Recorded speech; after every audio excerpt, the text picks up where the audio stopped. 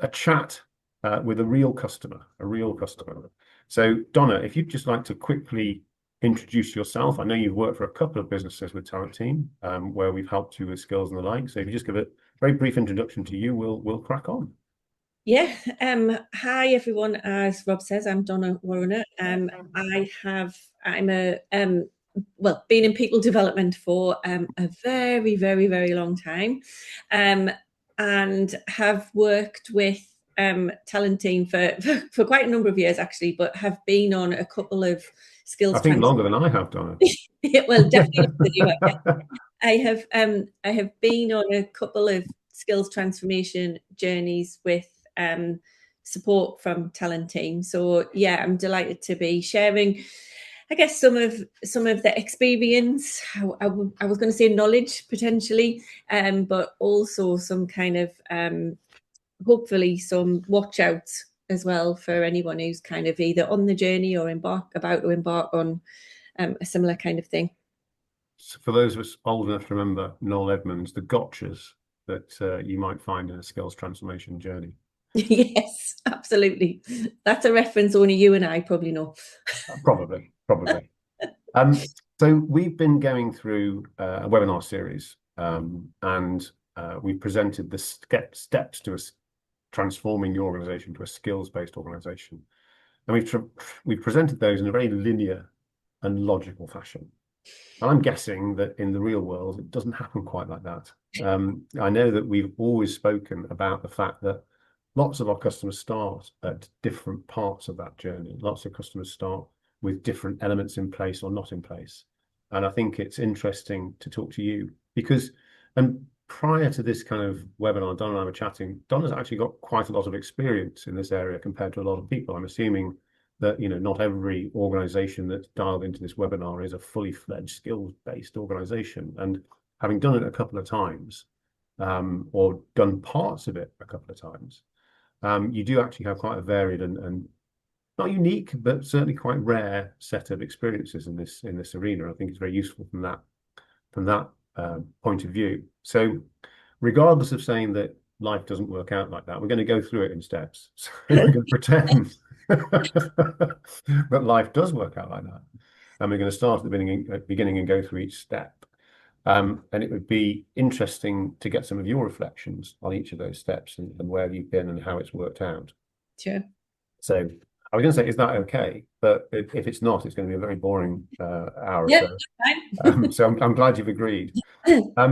We started at the beginning of March with a plan. We say, the best thing to do when you start a skills journey is to have a plan, and have a strong ROI in mind and buy-in from all the relevant stakeholders.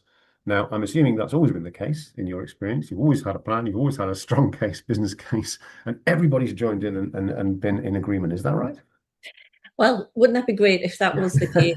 Um, so I don't think quite as you kind of stress it there, Rob, that it definitely didn't work in that way for the organisations where I was part of this journey. So I think what I would say is we always did start with um, I'm going to say the end in mind. I think Hmm. probably started with what it was we were trying to solve, and Hmm. we presumed that was the kind of end game. If we solve this problem, then that will be the kind of the thing that we're aiming for. So I think we always were, or we thought we were, able to articulate that at the beginning of the project because um, it's not an insurmountable amount of work, time, effort, money, all of those things to even start to think about doing something like this. So you have to have a compelling reason, whatever that is for your unique organization. You have to have a compelling reason for that. And in both of the organizations where I was kind of involved in leading these pieces of work, really centered around um, lots of it centered around compliance, which was the Hmm. problem. So that wasn't necessarily that we didn't have skills in those areas. It was the fact that we wanted to be able to really understand where the skill was, where the competency was in or the competencies that were involved in the organization, particularly in some of the more critical kind of front end operational roles and the ones that therefore supported those roles. We really wanted to make sure that we understood what they were. We understood that people had the right things that we needed them to have, and that the organisation was, I suppose, protected on a broader scale, because we knew that we were putting competent people always, as much as you can see always, out to work, and that the organisations were not in any kind of risk of losing things like license to operate or any kind of brand problems with brand, the name and the kind of reputation of the brand. So I think it's fair to say at this stage, sorry, Donna, I was just going to say, without naming names, because I know you don't work for either of those companies any longer, broadly, that was a utilities company and a global transportation company. Can we say that? A global, so yes, an energy utilities business and professional services business in the maritime industry. So both heavily regulated as well. Yes. Yeah. And I think to kind of go back to your original question, Rob, the ROI was strong in both of those. The plan, I think we thought we had a plan, and I'll probably refer a bit more to that as we maybe as the questions unfold. But I think we thought we had a plan, or we certainly had a plan for the first part of what we were trying to do. Where on reflection, I guess this is a gotcha for those people who might be starting out on this. I don't think we really did have the stakeholder buy-in in the way that we probably needed it. I think we had a lot of the senior teams again in both organizations on board.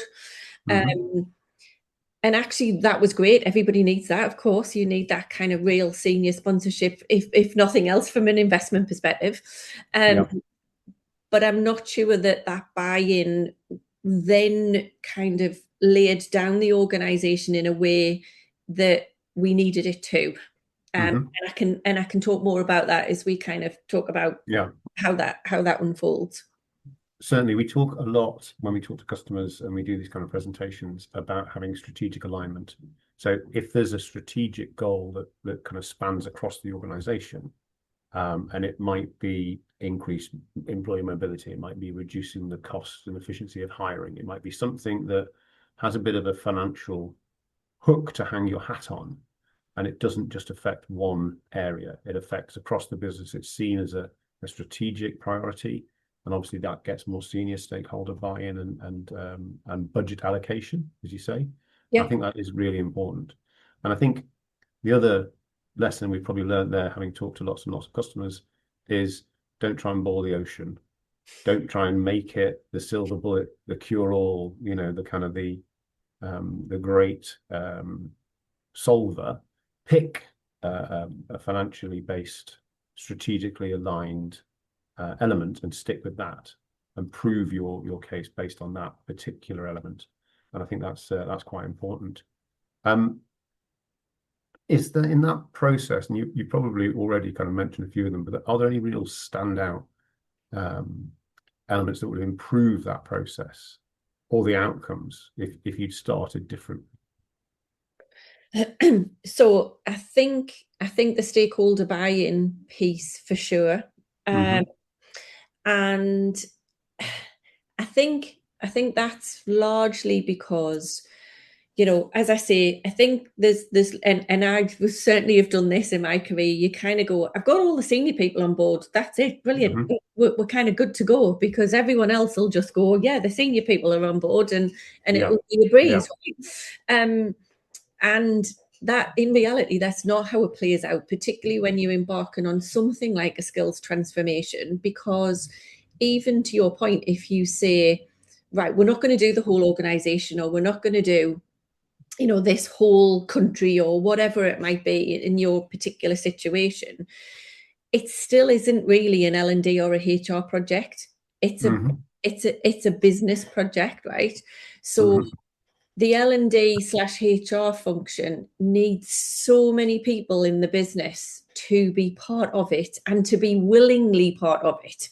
And we had a lot of people who were voluntold to do stuff, Yes.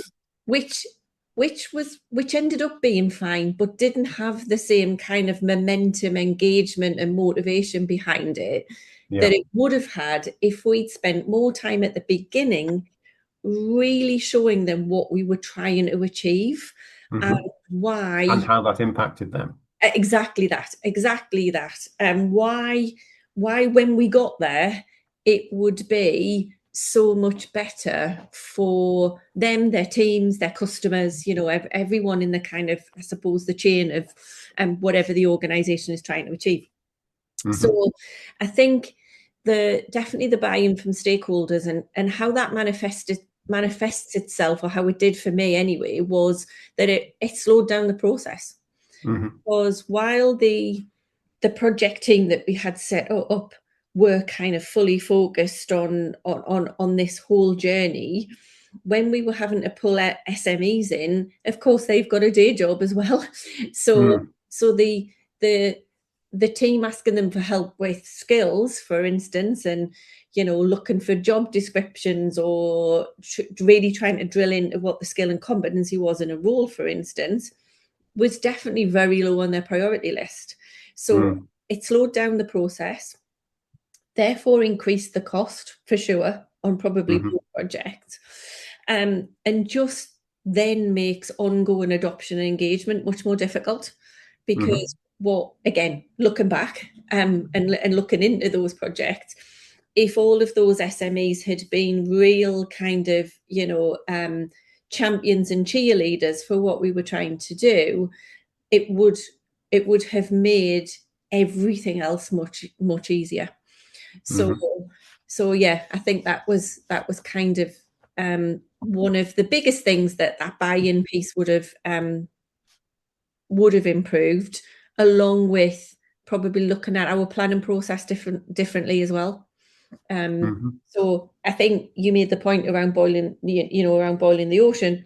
I think if we'd been able to have much more larger milestones and therefore plans for kind of, I suppose, maybe mini proofs of concepts along the way, I think, rather than kind of, trying to do the whole thing in a plan, I think would probably have made the process easier as well. Did you do a pilot in either of the project, or any of the projects that you were in? Well, we did. We definitely did pilots in terms of having data in the systems. So having kind of pulled everything together and using the Talent Intelligence Hub in success factors. So we were able to pull the data together, look at what that looked like, and have people look at it and give feedback. So we didn't necessarily pilot kind of how that worked ongoing and what that ongoing validation looked like, but definitely did the first kind of this is what it's like, kind of go away and have a look at it and tell us what you think about it. So get as many as senior people involved as you can, make sure they understand how it affects their area positively, how it can increase their productivity, and then you get that more overall buy-in. Sorry, I've just got a little note there that says my screen share has paused. I'm not quite sure why that's happened. Let's see if I can go back to pictures of me and you. I don't know if that's particularly helpful, but let's see. Are we back? Looks like we're back. So yeah, I say get as many senior people involved, make sure they understand the impact on their particular area, and that will get you some longevity, some buy-in, and some support for that momentum that you're trying to create. Yeah, definitely. And you're almost doomed without the SME support, for sure.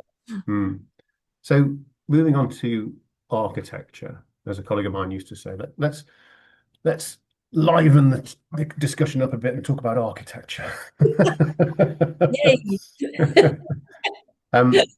I'm assuming that, I like to call it the plumbing, the kind of the job architecture, the job profiles, job descriptions, job families, all that kind of stuff. isn't always in place when you start a project like this, or it might be in different places, in different Yeah. media. What was the state of the architecture in the projects that you're involved with? Good, bad, indifferent, all of the above? Yeah, so great question. I think in both of the organizations, we were blindly naive about the state of the data. Mm-hmm. And again, this is not a kind of, you know, a negative for either organization. I think every organization thinks the data that they have is kind of probably all right, until you start to try and do something like this, and then you realize what you haven't got. So It I think, reminds, sorry, it reminds me of a great quote that I heard the other day. And I think it's funny you say that every organization thinks the data is okay, because lots of organizations know the data is not really that okay, but it's only when they come to use it, it becomes an issue. And the quote is from Jackie Stewart. He said, speed is never an issue until you start to crash. And similarly with data, if your data is in a bad state, that doesn't impact you until you start to use it in anger. And then you start to get that realization there's a lot more work to be done. Sorry, I'll throw that no, one in. and I think what was really interesting for the projects I've been involved in is, I think because in both organizations we had the majority of the SAP suite, right? So we had Mm-hmm. in our mind data in lots of places, that we thought would be easy to kind of access. It would be in similar formats because it's all in success factors, you know, et cetera, which just turned out not to be the case. So I think we had all of the relevant data, or we had a lot of the relevant data. The challenge that we really came up against, again, in both instances, was first of all the format. The Mm-hmm. format wasn't always the same, so it wasn't easy to kind of pull together things into a sensible kind of set of data. And also things like job descriptions, for instance. So obviously, if you're building, you know, if you're embarking on a skills transformation, what you're really trying to do is look at what are, and this might sound like a real kind of obvious statement, but you're trying to look at what are the skills required for each of the roles in your organization, or each of the parts of the business of your organization, whatever you're looking at. And you kind of go, well, the obvious place to look is your role profile / job description. Mm-hmm. And and again, the majority of them, if you go back and have a look at the majority of job descriptions in an org that hasn't started to do this, they're very often a list of tasks, as we know, and / responsibilities. They're not always the skills, and very few of them include the skills required to do those tasks. Mm-hmm. So we spent a lot of time, an awful lot of time, first of all, either writing job descriptions, because lots of them didn't exist where we thought they did. So we thought the data was great. We went and had a look, and it wasn't necessarily. So we spent a lot of time writing job descriptions, role profiles, which whatever you kind of call them in your org. But then we spent equally as much time trying to say, okay, so that's what those roles do. What are the skills, therefore, that are required in order to do those things in those roles?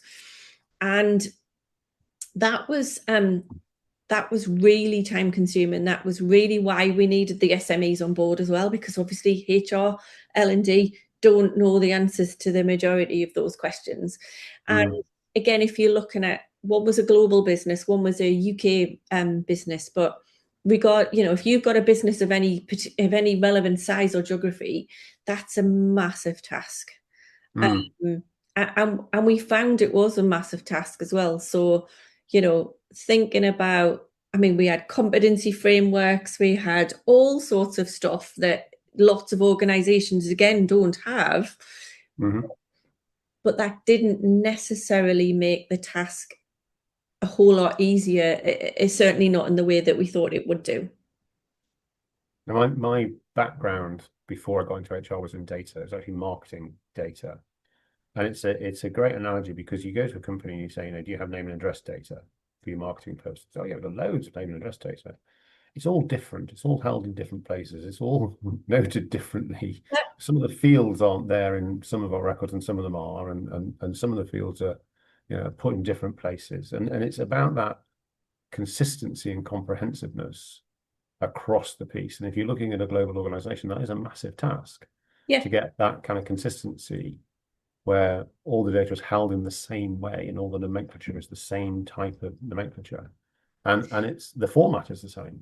So when you're looking in a place, you're finding the same thing, in one country that you're finding in another.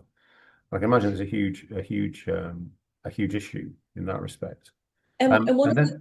Sorry, just one other thing I would add, Rob, is what I found really interesting was if you look at recruitment / attraction and recruitment, you are probably gathering such an awful lot of data there about either the skills required to do the role and the skills that the person coming into that role has got.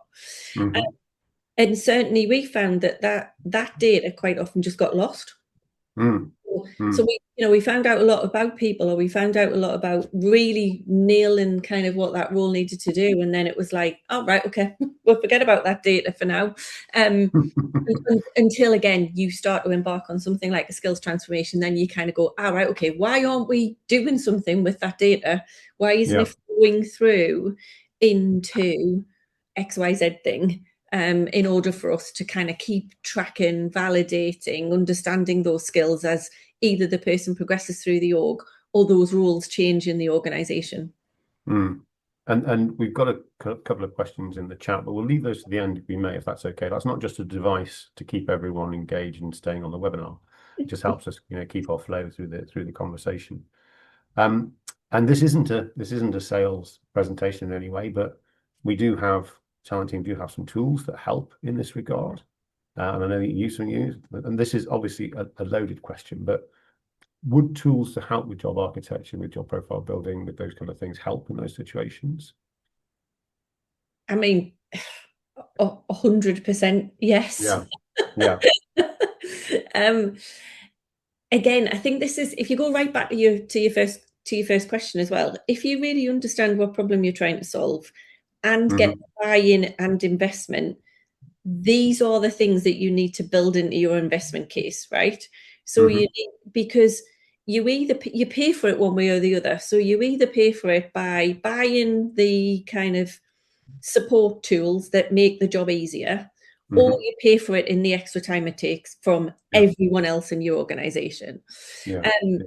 And I think the tools do a couple of things. They speed up that kind of process, right? So they obviously speed up the process. And all the advancements in AI, of course, mean that things are moving at a pace that just does make things much quicker anyway. But I think some of the tools that exist also enable you to have a little bit of an external perspective on things, because again, we found in both organizations embarking on these kinds of things, you have a very inward looking view of your skills and what's required in your organization. And I think sometimes if you can utilize additional tools that have got external research perspective, kind of trolling kind of other external platforms, then yes, you've still got some work to do, because they won't necessarily fit 100% your organization. Be very surprising if they did. You've got less work to do, of course, but you've also got a little bit more of that external kind of perspective that might make you think slightly differently about some of the roles in your organization. That's one of the reasons for bringing you on, because you don't know what you don't know if you're in a single organization just doing it the once. Exactly. It's tricky to understand what the potential pitfalls are, and what's going to be the variable in your organization specifically that that kind of stops the process or holds you up. And I'm always at pains to kind of say that the tools out there in the marketplace are not going to solve everything. And you said that, you said it yourself. It increases the efficiency of the process. It saves an enormous amount of time, and it allows you to be repetitive in that process with consistency. But it's not necessarily going to do 100% of the job on the first pass. I think you've got to expect to do a little bit of tweaking. You've got to expect to do some tailoring of the results specific to your organization at the end of that process. And I think just to add to that, you have to be, and this is, I guess, where the HR/L&D expertise can come in. I think there's a bit about challenging some of the kind of SMEs in businesses as well, because there'll be a lot, most people are in organizations where they're unique, right? Where everybody's got roles or departments or whatever that might be that they feel are unique, and we do things specially here because we are XYZ organization. Yeah. And I think seeing some of the external skills come into roles, for instance, that you might not have in a similar or almost exact job, I think there's a challenge there as to, should we have, if there's a set of skills here that aren't on our job descriptions, and the answer might still be no, but I think the question is, there's still a challenge question there around should they be. So should the skills that are out there in the external market for similar roles, if they're not in your job description and role and or role profile, why not? And are you attracting the same kind of talent, et cetera, et cetera. So I think it offers up a challenge as well. It doesn't necessarily mean you change what goes on in your organization, but I think it does give that good challenge as well. And I think it very much is a project like this is firstly, it's not a destination, it's a journey. It's a continuous process. I think kind of contribution in terms of consultancy, in terms of tools, and in terms of projects is really key. You're going to need some services, some technology, some software, and some consultancy to help you get through this thing. Talking of technology, did you see that subtle segue there? Talking of technology, seamless. And we've talked a little bit about consistency. Where were you with the Talent Intelligence Hub in the projects you're on? Because obviously that it variously describes the backbone of skills in success factors. Yeah. So in both projects, we were moving to implement the Talent Intelligence Hub, and in the most recent one, quite far down the line, in as much as it was enabled in the development environment, and was having people kind of looking at it and testing it with real data, importantly. So obviously we'd gone through some proofs of concept with data that wasn't necessarily real data. We did get to the point where we had real data in there. I think it would have been great to be able to see kind of, further down the line what that looked like in terms of revalidation and all the good stuff that we know needs to happen ongoing. But yeah, it was it was in there ready to go, ready to build out. And I guess again, back to an earlier point of boiling the ocean, what we did in the Talent Intelligence Hub was say we gathered a whole lot of data, as I said, very, very painful amount of data gathering, but decided to hone in on, I think it was about 5 or 6 initially kind of roles in the organization. Ones that kind of flowed through in a career frameworky kind of way that made sense. Have them only use that data initially in TIH to be able to see what that showed us, rather than trying to put all of the data in and then slowing down the process. What became, and I guess this will become as no surprise to anyone, it's very much an iterative process. Yes. So start to kind of just move and build, evolve, improve, and very, very, very agile, I guess. That makes sense. And just talking about that skills data for a second, did you build? Did you ever inherit a skills library? Have you built a skills library, or have you bought a skills library? Or again, or all three? Yeah, well, I'd love to have said we bought a skills library. I think that seems like it would be much easier. So two out of 3 ain't bad, as they say. But in both instances, again, looking back, you kind of go, why did you do that? We built a skills library So, and it's a very, very slow and long and painful process. And as I mentioned, involves a lot of input from a lot of people in the organization. Yeah. And still does create that kind of internal view of the world. Yeah. I do think, I know I joked there about would have been better just to buy one. I think buying the library would have also thrown up its own kind of challenges as well, in as much as we would have had to do a lot of tweaking and adapting. I imagine, which again there would be, there's the cost of buying the library, then there's the cost of kind of how much do you need to manipulate it in order to make it work for your organization. So I think my advice would be make sure that you buy the right amount of the right library. And that probably sounds like an obvious answer. But there's probably a bit of work to be done in order to make sure that you get something closest to your organization, or to the majority or prioritize roles in your organization, so that you do less tweaking of it. I think there'll always be, you'll always have to do some tweaking of it. I do think if I was starting this today from scratch, I probably would look to buy a skills library. And even if we got, even if you get something that's 60-70% there, it's 60 or 70% further along the line than you will be unless you've got fantastic kind of data and data storage in your organization already. Yeah.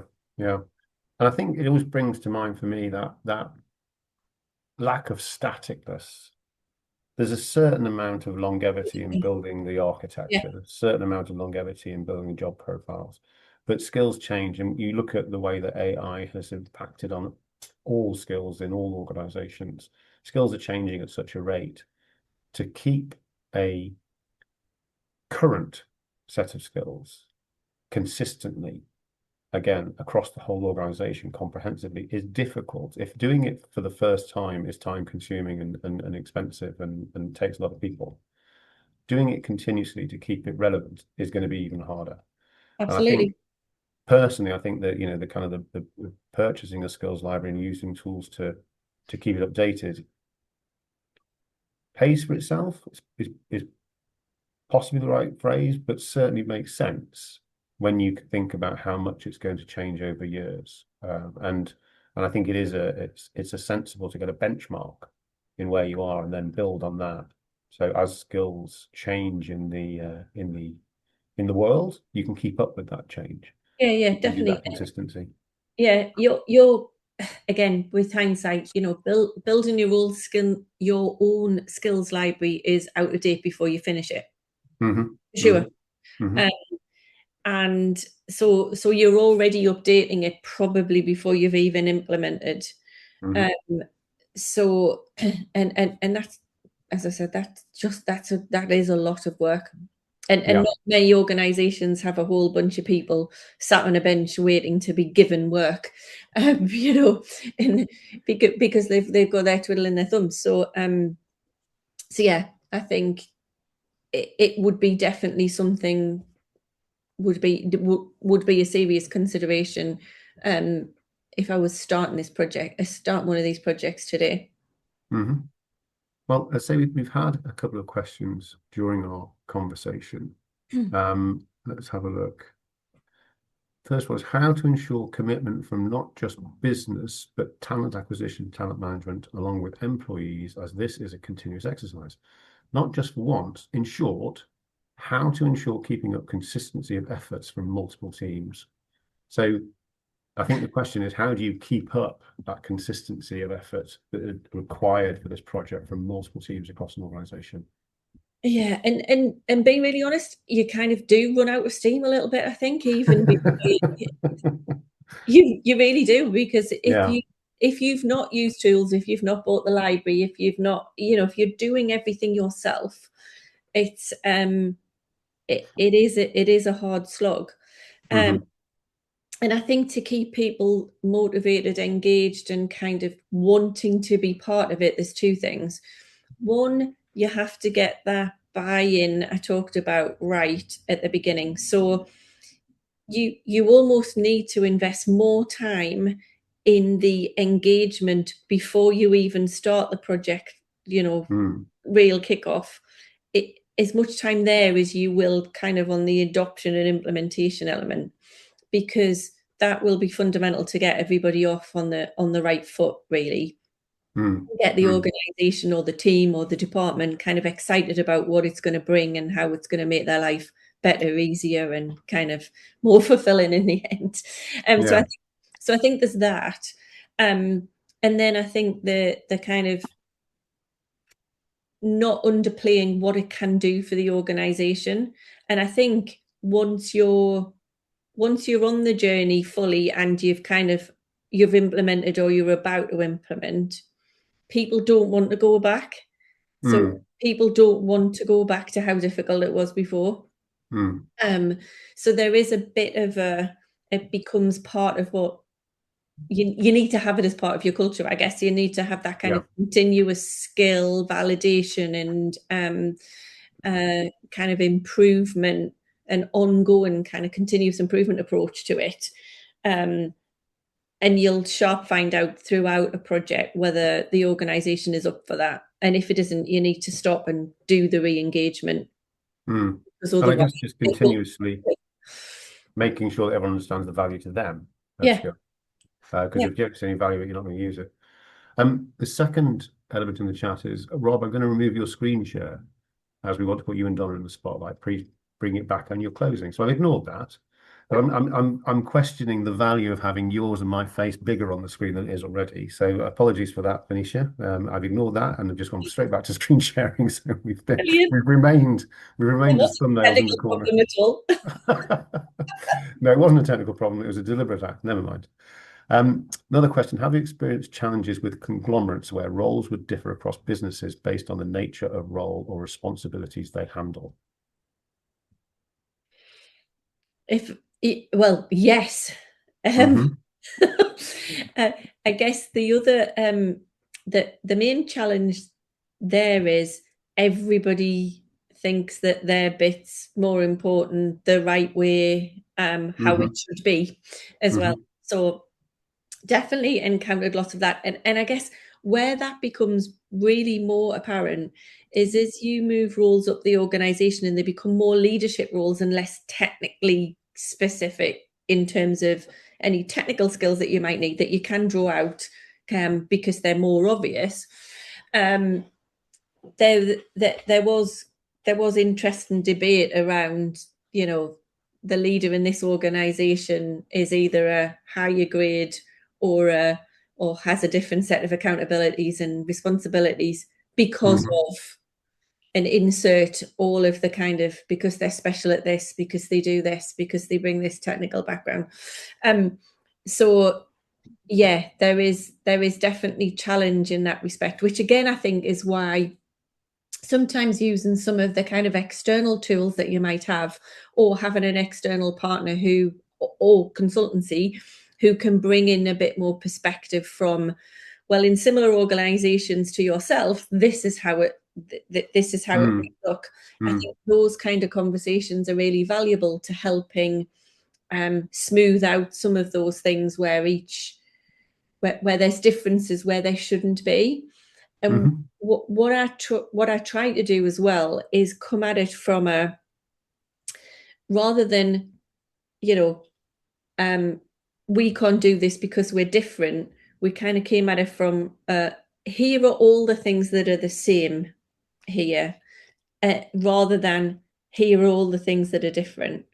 So trying to map kind of similarities and then be left with the difference rather than start at the differences, which sounds like, again, a really obvious thing, but seems to help reframe people's mindset when they're thinking about why their role has to be different from that department's over there.